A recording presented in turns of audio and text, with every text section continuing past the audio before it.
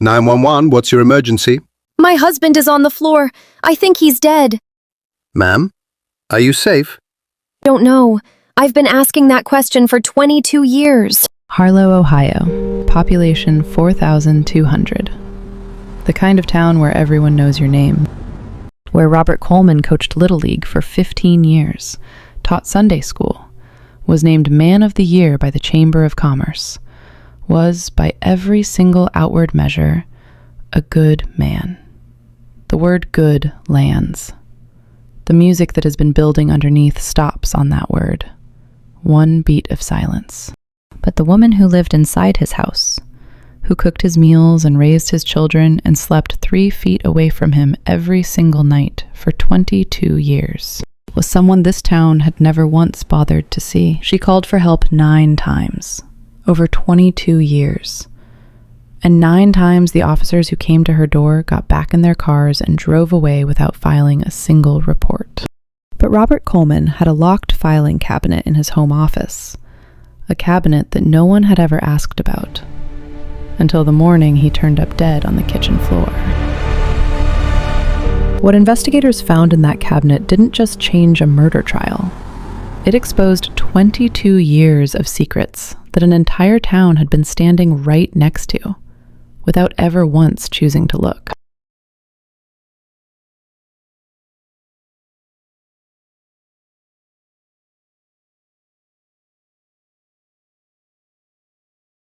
There is a type of pain that does not leave marks on the outside.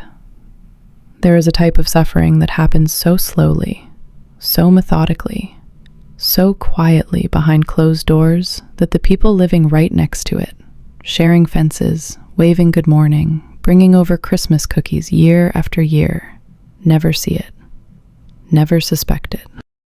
And when the truth finally comes out, when the walls come down and the real story is standing there in broad daylight for everyone to look at, those same people all say the same thing.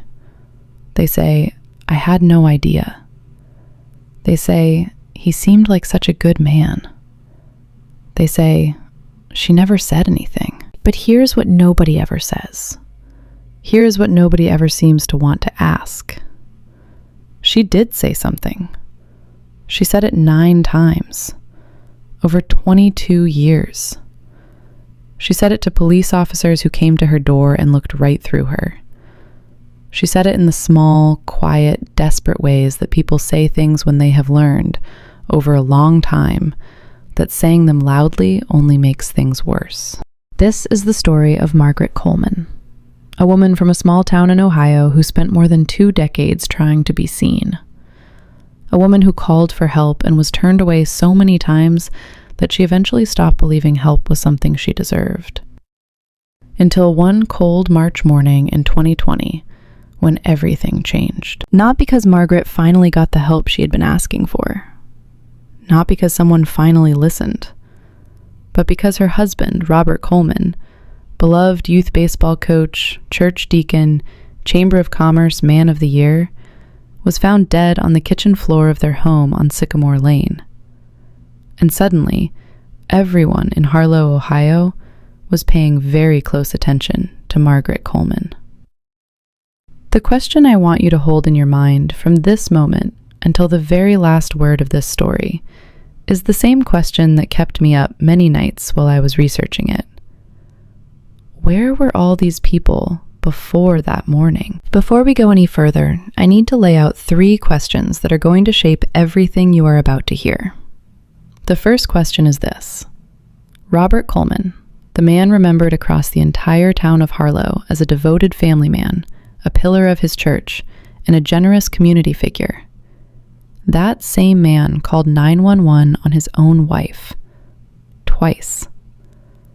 He told police officers that Margaret was unstable, that she had come at him, that he was afraid of her. And both times the police believed him. So I want you to ask yourself as plainly as you can, who was actually the dangerous person in that household? The second question. 9 times over 22 years, Margaret Coleman called the police. 9 times officers drove down Sycamore Lane and parked in front of the Coleman house. 9 times those officers went to the front door, spoke with the people inside, and then left. And 9 times not a single formal report was filed. In a country that generates documentation for parking violations and noise complaints, 9 visits to a private home for a domestic disturbance produced 0 official records.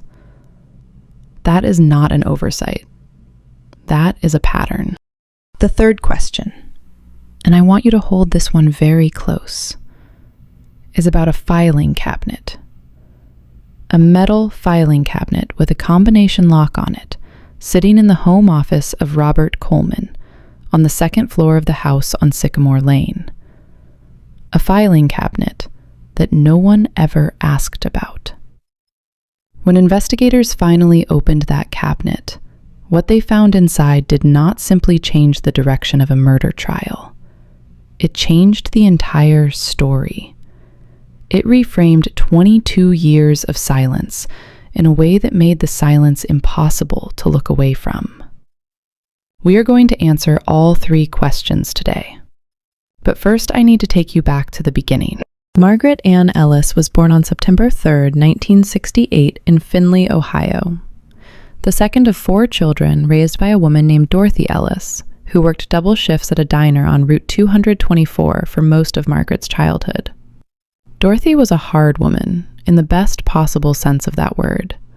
Not cold, not distant, but forged by difficulty into someone who understood that life does not hand you anything, and that the only way forward is through. Margaret's father left when she was 7 years old. He left the way some people leave, gradually and then all at once, until one morning he simply was not there anymore. What the absence of her father gave Margaret was not bitterness, but something more complicated, and in some ways more dangerous. It gave her a profound and deeply felt hunger for stability and belonging and being chosen. That hunger would shape the most consequential decision of her adult life. But before any of that, there was a girl who loved books. A girl who sat in Mrs. Parrish's English class and took apart novels and essays with a precision that her teacher would still be talking about 30 years later. By the time Margaret Ellis graduated from Findlay High School in 1986, she had been awarded a full academic scholarship to Ohio State University, a journalism scholarship. She was going to write stories that mattered. She was 18 years old, and she had a plan and a scholarship and a future that was entirely her own. And then in the summer of 1986, at a county fair in Putnam County, where she had gone with 2 girlfriends, on a warm August evening, Margaret Ellis met a 23-year-old man from Harlow named Robert Coleman. And slowly, quietly, over the next 2 years, the scholarship went unused. The letters to the professors went unsent. The plan became something she talked about in the future tense for years, and then in the past tense for years after that, and then stopped talking about at all. He was tall. He had dark hair and very dark eyes, and a smile that arrived on his face as though it had been waiting there all along and was simply happy to have a reason to come out. He made people feel comfortable. He remembered your name and your kids' names and what sport your youngest played and whether your mother's hip had healed after the surgery. And he deployed that memory with such natural ease that you never felt managed by it, only seen.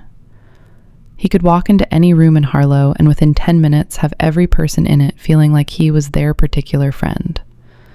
This is a rare and powerful gift. It is also, in certain hands, a very dangerous one. Robert James Coleman was born on February 14, 1965, in Harlow, Ohio, the only son of Gerald and Helen Coleman, among the most established and well-regarded families in a town that placed a very high value on being well-regarded. The Coleman family had been in Harlow for 3 generations. Gerald Coleman had built Coleman Insurance Agency from a single rented office into the largest independently owned insurance agency in the county, over 30 years of methodical, patient work. And he had built it with the specific intention of passing it on to his son. Robert Coleman had grown up knowing this. He had grown up knowing that there was a place in the world with his name already on it. He coached Tyler's Little League team starting in 1997 and went on to coach in the Harlow Youth Baseball League for 15 consecutive years. He sang in the choir at First Presbyterian Church, served on the church finance committee, and taught Sunday school for 3 years. He was named Chamber of Commerce Man of the Year in 2007. In every public arena Robert Coleman operated in, he was excellent. He was exactly the kind of man that a small American town points to when it wants to believe in itself. One of his old friends described him as the kind of guy everybody just assumed was a good person, because he always looked the part, and he always knew what to say. Then he paused and added, "I guess that's the thing, isn't it? We assumed. None of us actually knew." Margaret Ellis and Robert Coleman were married on June 4th, 1988, in Harlow, Ohio. Margaret was 20 years old. Robert was 23. The wedding was held at First Presbyterian Church on Main Street, where the Coleman family had been members for 3 generations. People who attended that wedding described it for years as one of the most beautiful ceremonies Harlow had ever seen. Nobody in that room was looking for signs. Nobody was asking hard questions. Why would they? Everything looked exactly the way it was supposed to look. And that is the thing about the beginning of a story like this one. It never announces itself. It always looks, from the outside, like a beginning. The change, according to Margaret's own account, did not happen all at once. People always want the change to have been dramatic. They want a single, identifiable moment when the mask came off and the truth was revealed, because that would make it easier to understand why someone stayed. But that is not how it works in the vast majority of cases like Margaret's. It works the way water works on stone, slowly, consistently, imperceptibly, until one day you look at the landscape and realize that something fundamental has been worn away, and you are not entirely sure when it happened. The first moment Margaret herself identified as the moment she understood something was different was a Tuesday evening in the spring of 1992. She had seen a flyer at the library for a 6-week writing seminar at a community college. The registration fee was $30. She registered. She arranged a neighbor to watch Tyler. She told Robert on a Monday night that her class was starting Wednesday. He put down his fork. He looked at her. And then he asked in a voice that was perfectly level and perfectly controlled why she had registered without discussing it with him first. When the conversation ended, he said, "You have a family now, Margaret. When you make decisions that affect this household, you discuss them with me first. That is how this works." And Margaret sat across that table and felt something shift in her chest. A door closing somewhere inside her that she did not yet know the name of. She did not attend the class that Wednesday. Over the course of the years that followed that Tuesday evening, the pattern established itself with a kind of quiet, grinding consistency that is almost impossible to describe to someone who has not experienced it. Robert began gradually to manage the household finances in a way that left Margaret with a fixed amount for groceries and household expenses each month and no other access to money. He reviewed grocery receipts each month with the methodical attention of an accountant conducting an audit. He asked about specific items. He questioned specific expenses. He kept, as investigators would eventually discover, a detailed written record of every dollar Margaret spent, going back to 1997. Robert also managed the social dimensions of Margaret's life. He did not issue orders about her friendships. What he did was subtler than that, and more effective.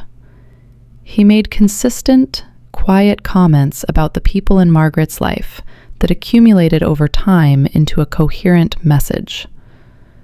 He mentioned that her friend Diane seemed to enjoy stirring things up in other people's marriages. He said her sister Karen had always been a bit much. He said her old friend Teresa was never quite satisfied with her own life. None of these observations were commands, but they were messages, and they were consistent. And over time, Margaret found herself calling Karen less, not returning Teresa's messages, drifting away from the women in her Bible study group.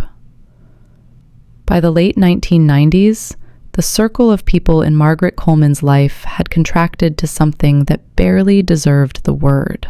By the mid-1990s, Margaret Coleman had no bank account of her own, no credit card in her name, no access to any financial resource not controlled and monitored by her husband. She had not become invisible to her community through any failure of her own. She had been made invisible, methodically and deliberately, by a man who understood that a woman with no money, no network, no independent identity, and no one in the outside world who knew enough of the truth to be useful to her, was a woman who had nowhere to go. Margaret Coleman made her first call to the Harlow Police Department in January of 1998. Tyler was 7, Ashley was 3. 2 officers came. They were inside the house for about 15 minutes. Then they came outside and spoke briefly with Robert Coleman on the porch. Then they got in their car and drove away. Margaret watched from the upstairs bedroom window where she had taken the children. When the police cars had gone, Robert came upstairs, stood in the doorway, and looked at her without saying anything. Then he said, very quietly, "That was a mistake." And then he went back downstairs. She did not call the police again for more than a year. The calls came in 1998, 1999, 2001, 2003, 2005, 2007, 2010, 2014, and 2019. 9 calls over 22 years. 9 times Margaret Coleman picked up the phone and asked for help. 9 times officers from the Harlow Police Department came to the house on Sycamore Lane. And 9 times, every single time, those officers drove away without filing a single report. At no point during those 22 years did anyone within the Harlow Police Department look at the pattern of calls from that address and ask a single question about why this particular household kept generating emergency calls with no resulting documentation.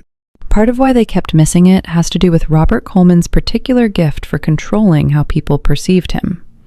When police officers came to his door, he was cooperative, open, slightly concerned. The worried husband, a little embarrassed, doing his best. He never argued with the officers. He never became defensive or hostile.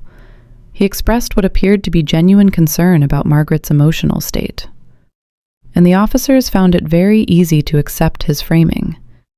One officer who served on the Harlow Police Department for 11 years before leaving for Columbus said this, "I think I was responding to Robert Coleman rather than to the situation. He was the one who seemed reasonable. He was the one whose version of events made sense to me, and I accepted that. I didn't push past it. And I should have." By 2019, Margaret Coleman was 51 years old, and something in her had changed in a way she would later describe simply as, "I ran out of room." She had begun quietly and carefully to think about what it would look like to get out. The bank account was the first step. She opened it in February of 2020 at a branch of a regional bank 20 miles from Harlow, where no one was likely to know her or Robert. The account contained $312. She had saved that money over 4 years in cash in small amounts from the monthly household budget, $1 here, $5 there, small enough amounts that their absence from the grocery receipts would not be visible in the accounting Robert reviewed each month. $312, 4 years of planning, 4 years of hiding and waiting and calculating. It was not enough to leave on. She knew that. It was the beginning of enough. And it was hers. Robert Coleman discovered the bank account on a Saturday morning in early March of 2020. When they returned from church on Sunday, March 15th, Robert sat down at the kitchen table and looked at her in a way she recognized. He closed the kitchen door. It was just the two of them in the kitchen with the door closed. And what happened in that kitchen over the next several hours, the confrontation about the bank account, the argument that followed, the physical violence that the medical examiner would later document in detail, ended sometime past midnight. Margaret spent the rest of that night in the upstairs bathroom, sitting on the tiled floor with her back against the bathtub, with a bruised rib that made it painful to breathe deeply, and a cut above her left eye that had stopped bleeding by the time morning came. She did not call the police that night. The last call she had made to the Harlow Police Department had been in 2019, and the officer who came had stayed 8 minutes and left without filing a report. She had stopped expecting that to help. Robert Coleman was found dead on the kitchen floor at 7:14 in the morning on Monday, March 16th, 2020. Margaret made the 911 call herself. The dispatcher who took the call would later testify that Margaret's voice was one of the calmest she had ever received on an emergency line. Not the kind of calm that comes from the absence of emotion, the kind that comes from a person who has been managing extreme emotion under extreme pressure for so long that calm has become the only setting left. Paramedics arrived within 5 minutes. Robert was pronounced dead at the scene from a single gunshot wound. The Coleman family's .38 caliber revolver, registered to Robert, was found on the kitchen counter. Within 4 hours, Margaret was taken in for questioning. Within 48 hours, she was charged with first-degree murder. And within the week, the name Margaret Coleman, a name that had meant almost nothing to the town of Harlow for more than 2 decades, a name attached to a woman most people in that town could not have picked out of a room with confidence, was suddenly everywhere. On the local news, on the national news, in church parking lot conversations and grocery store aisles, and the comment sections of social media posts shared hundreds of thousands of times by people who had never heard of Harlow, Ohio. She was not offered medical attention for the bruised rib or the cut above her left eye, both confirmed later in medical records. She was not given water for the first 4 hours. She had no lawyer present for the first 6 hours, and in 11 hours of that interrogation, Margaret Coleman's account did not change. Not a single significant detail shifted. Not once did she contradict herself in a way the detectives could use. She sat in that chair and she told her story from beginning to end with the same steady, measured precision that Mrs. Parrish had described nearly 40 years earlier. The town of Harlow reacted to Robert Coleman's death the way that small towns react to the loss of a figure who has been woven into the community's sense of itself. The response was immediate, sincere, and very loud. Flowers appeared at the Little League field on South Elm Street, where Robert had coached for 15 years. The Youth Baseball Association posted a tribute on their Facebook page that generated hundreds of comments within hours. First Presbyterian Church held a prayer service attended by more people than would fit in the sanctuary, and several dozen stood in the parking lot, listening through the open doors in the March cold. The insurance office on Main Street had Robert's photo in the window with a black ribbon. People gathered in the parking lots of the grocery store and the hardware store and the diner and said over and over the things that people say. "I can't believe it. He was such a good man. She always seemed like she had problems. I guess you never really know what's going on inside a marriage." And that last line, "I guess you never really know what's going on inside a marriage," was said by people who had no idea how precisely correct they were. Because what was going on inside that marriage had been right there in front of the entire town for 22 years, asking for attention, asking for someone to look directly at it, and getting nothing in return but a turned page and a pulled shade, and the comfortable assumption that if something really bad were happening, surely someone would have done something by now. Before we go any further into what happened next, let us know in the comments where you are watching from. We would love to hear from you. And please, do not forget to hit that subscribe button so you never miss any of our upcoming videos. It was 6 weeks into the investigation when Detective Ray Dunbar went back to the filing cabinet. Something Margaret had said during hour 9 of her interrogation had been nagging at him. Almost offhandedly, exhausted, she had said, "He kept everything. He liked having records. He said once that information was how you made sure people stayed in line." Dunbar got a bolt cutter from his garage on a Tuesday morning. He drove to the Coleman house. He opened the cabinet. Inside were 4 manila folders, each one labeled. The labels were finances, communications, location, incidents.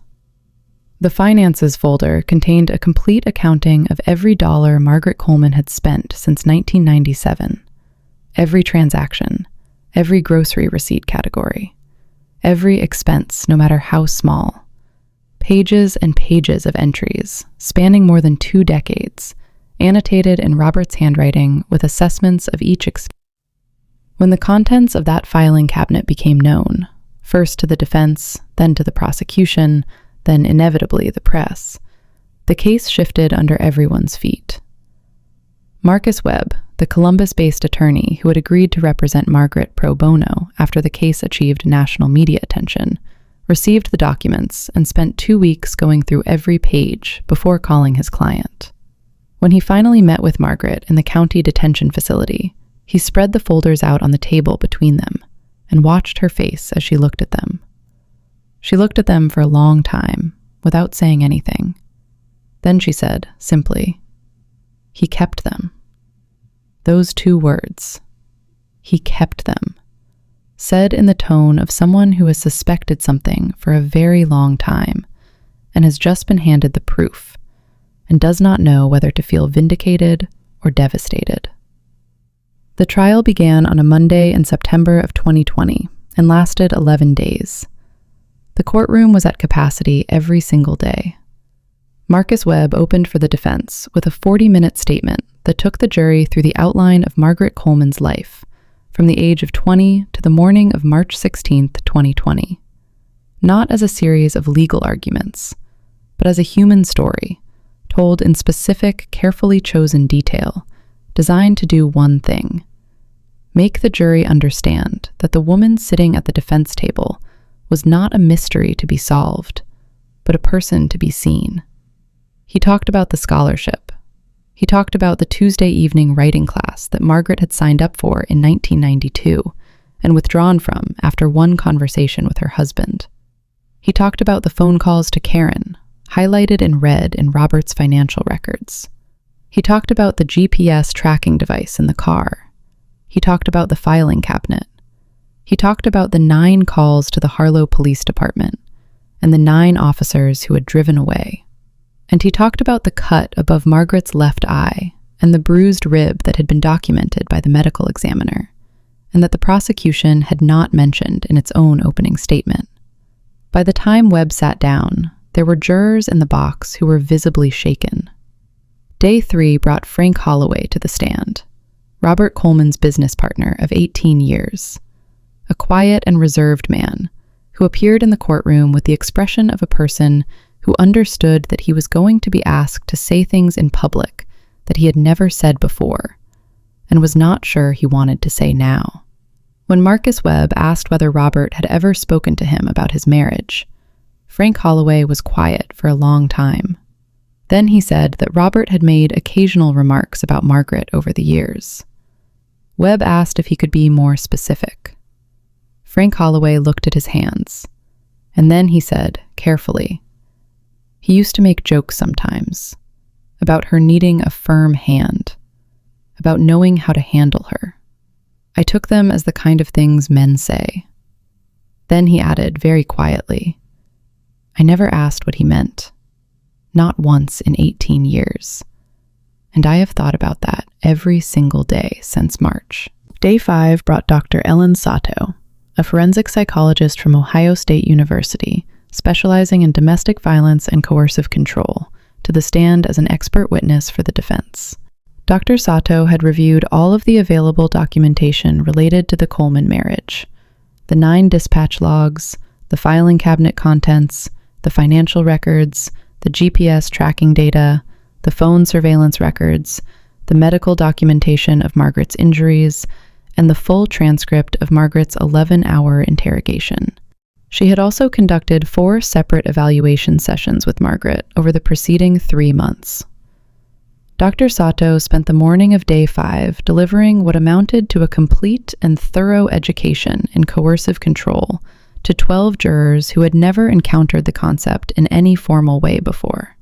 She explained the mechanics of isolation, how it works, how slowly it builds, how completely effective it becomes once the controlled person's social network has been sufficiently eroded. She explained financial control and what it does to a person's practical and psychological ability to contemplate leaving. She explained surveillance and the specific kind of psychological effect created in a person who knows at some level that they are always being watched, a constant low-grade state of vigilance and self-censorship that over years becomes indistinguishable from the person's baseline reality. She explained the pattern of the 9 calls and described what each unsuccessful call likely cost Margaret in terms of her willingness to try again, and what the accumulated cost of 9 failures over 22 years would have done to someone's belief that help was possible. And then, toward the end of her testimony, she said something that the court reporter would later describe as the moment when the room became completely still. She said, "What Robert Coleman did to his wife over 22 years is not by itself a criminal offense under current Ohio law. There have been efforts in this state and others to change that, and I believe those efforts are necessary and correct. But what is in front of this court is the result of what happens when a person is left with no legal recourse, no financial resources, no support network, and no institutional advocate for 22 years, and then reaches a point of crisis. That is what we are here to examine." Day 8 brought Carol Patterson to the witness stand. Carol Patterson was 67 years old. She had lived in the house directly adjacent to the Coleman home on Sycamore Lane for 19 years. She and Margaret had spoken meaningfully, perhaps half a dozen times in all those years. When asked why the 2 women who lived 15 feet apart for nearly 2 decades had never built any kind of real relationship, Carol Patterson said, "I think I was keeping a distance. I think I knew something was wrong next door, and I made a decision, probably without fully realizing I was making it, to keep that knowledge at arm's length, because engaging with it felt like something I didn't know how to do." What Carol Patterson had come to court to say was this: on the night of March 15th, 2020, the night before Robert Coleman was found dead, she had heard through the shared wall between their houses the sounds of a serious and prolonged altercation. She had heard Robert Coleman's voice raised in a way she had heard before, but rarely so clearly. She had heard something impacting the wall, hard enough to be felt as vibration. She had heard a woman crying, not weeping softly, but the kind of crying that comes from pain. She had gone to her phone. She had dialed 9. She had dialed 1. And then she had put the phone down. Marcus Webb paused before asking the next question. The courtroom was absolutely still. He asked her why. Carol Patterson looked at the floor of the witness box for a long moment. Then she looked up, and she looked directly at Margaret Coleman sitting at the defense table. And she said, "Because I had watched the police come to that house and leave that house without doing anything 9 times over the years. 9 times. And I had told myself each time that it wasn't my place to get involved, that someone with more authority than me would handle it, that my calling would probably only make things harder for her. And so I put the phone down, and I have had to live with that every single day since March 16th. There was a sound in the courtroom. Not quite crying and not quite silence. Something in between. And Margaret Coleman, who had sat through 8 days of testimony with the composed, steady stillness of someone who has been managing their emotional state under pressure for a very long time, put her hand over her mouth. It was the first time in 8 days in that courtroom that anyone had spoken directly to her with anything that resembled an acknowledgement of what she had been carrying. The jury deliberated for 41 hours over 2 days before returning to the courtroom. 41 hours. In a case that the prosecution had described in its opening statement as straightforward. The length of the deliberation told its own story. This was a jury that was wrestling with something, that was not prepared to take the easy path through a set of facts that were not, in any honest accounting, easy. When they returned, the courtroom was at standing capacity. Press filled the steps and the sidewalk outside. Several rows behind the defense table sat Ashley Coleman, 26 years old, who had been at that courthouse every single day of the trial, on the charge of murder in the first degree, not guilty. Margaret Coleman closed her eyes. Ashley Coleman, behind her, let out a sound that was something between a breath and a word. On the charge of voluntary manslaughter, guilty. Margaret opened her eyes. She did not make a sound. She sat very still, and she looked at Marcus Webb, who had his hand briefly on her arm, and she nodded once. Not gratitude, not defeat, not resignation. Something harder to name than any of those things. The acknowledgement, perhaps, of someone who has spent a long time understanding that the world rarely gives you everything you deserved, and has made a kind of difficult peace with the distance between what is right and what is possible. Judge William Brandt took an unusually long time before he spoke at sentencing. Those in the room said there was a silence of nearly 5 minutes before he said a word. He said that in 24 years on the bench, he had encountered many difficult cases, and that difficulty in a case was not always a function of legal complexity. Then he said the words that would make national headlines. He said, "For 22 years, the very systems designed to protect Margaret Coleman looked through her like glass. The police, the courts, the community institutions, all of them looked through her like glass. This court will not do so today." He sentenced her to time served, 18 months of pretrial detention, and 3 years of supervised probation. Margaret Coleman walked out of that courthouse a free woman. She stood at the top of the courthouse steps, and she raised her face toward the sky, and she held it there, just breathing, just being in the cold air, just being outside. And something in her expression was impossible to look at without feeling the full weight of 22 years all at once. It was not triumph. It was not relief exactly. It was the expression of someone who has carried something enormous for so long that the absence of it does not feel like lightness, but like the sudden, disorienting awareness of how heavy it was. In the years that have passed since the trial, Margaret Coleman moved to Columbus. She enrolled, at 52 years old, in a community college journalism program. She completed the program with honors. She has since written several pieces on domestic violence policy, on the legal gap that allowed Robert Coleman's behavior to continue unchallenged for 22 years, and on the systemic failures that leave people in situations like hers without institutional recourse until the situation reaches a crisis point. Mrs. Parrish, now in her 80s and living in assisted care in Findlay, Ohio, was apparently sent a copy of one of these pieces. According to Margaret's sister Karen, The retired teacher read it twice, and then folded it carefully and put it in the drawer of her nightstand. Ashley Coleman graduated from law school in 2024 and is currently pursuing a career in family law, with a specific focus on domestic violence cases. When asked about her career choice, she said, "I watched the system fail my mother for my entire childhood. I didn't understand it then. I understand it now. And I would rather spend my career trying to fix it than spend it being angry that it wasn't already fixed."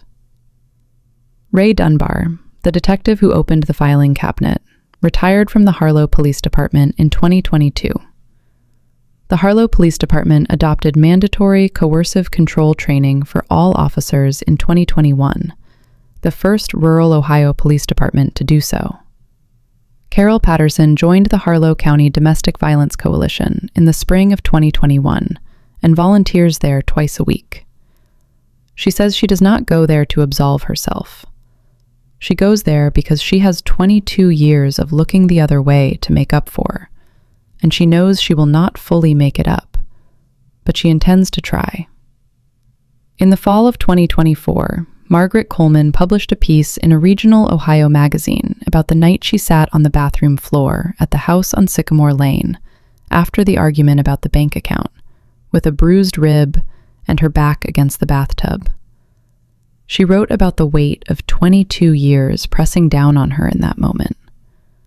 She wrote about the $312 in the bank account and what it had meant to her to have saved it.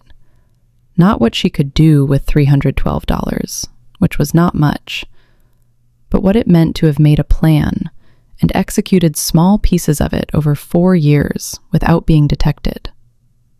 She wrote about the girl from Findlay with the scholarship and the plan and the Saturday mornings at the library, and about whether the distance between that girl and the woman who had spent 22 years on Sycamore Lane was unbridgeable, or whether it was something that, given time and the right conditions, could be crossed.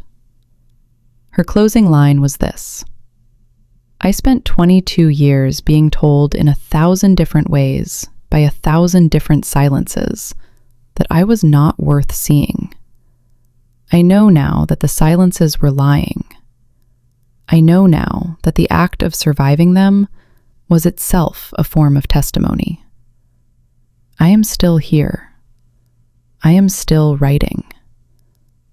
And I can see from where I am standing now, clear across the distance to the girl in the library. And she is exactly where I left her. And she is not surprised that I found my way back." What does this story mean?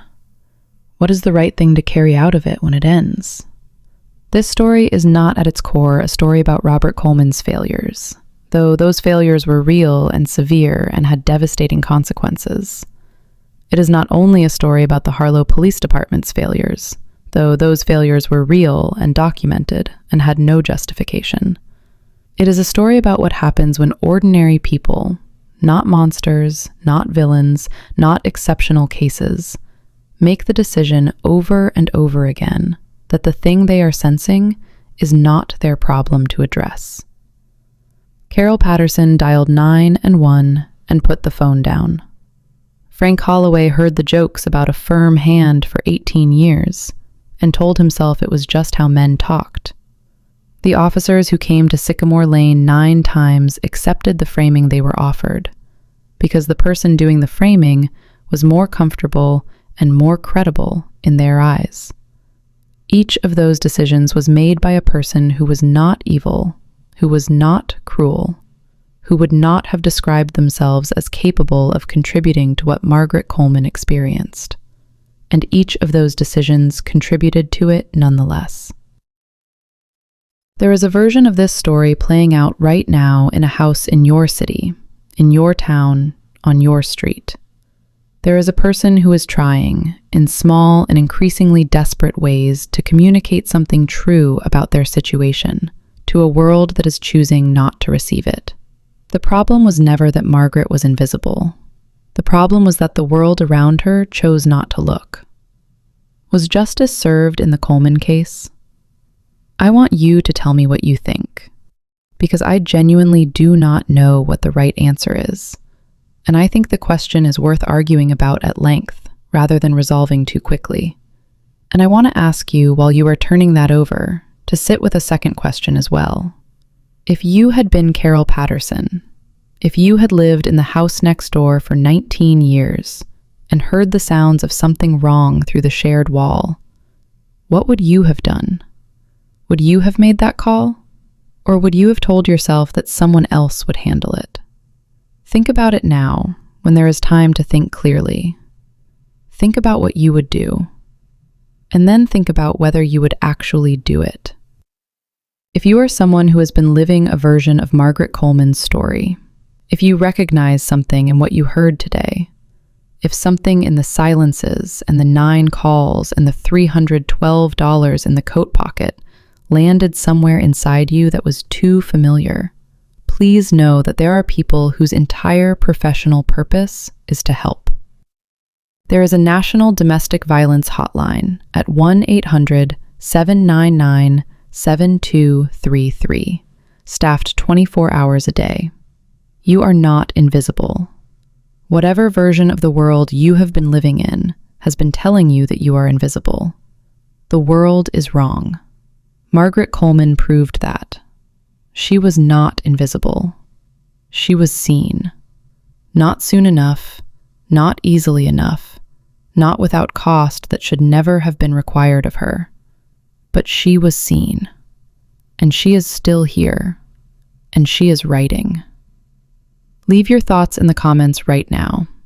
Tell me whether you believe justice was served. Tell me what you would have done if you were Carol Patterson. Before we go any further, let us know in the comments where you are watching from. We would love to hear from you.